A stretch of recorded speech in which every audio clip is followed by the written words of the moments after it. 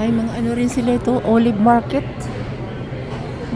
Olive market. Paborito ko yan, olives. So, bago pa lang itong grocery store na ito dito.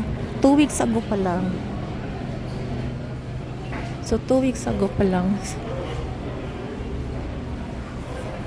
Dami rin ano to. Daming mga bulk nuts, candy, trail mix, dried fruits. Dried fruits. Oh. Dami.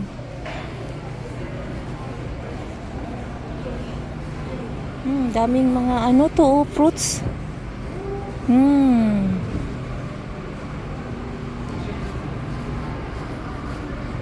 So, kung mga apples, daming apples. So, iba-ibang klaseng apples. May ambrosia, may FM apple granny, PCO apple ambrosia, may gala. Yeah, puros nga organic. Organic. Lahat pala sila mga organic, mga kababayan. So,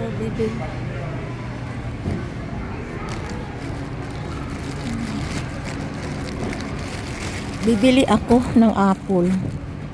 $7. Bibili ako ambrosia. Hindi masyadong mahal.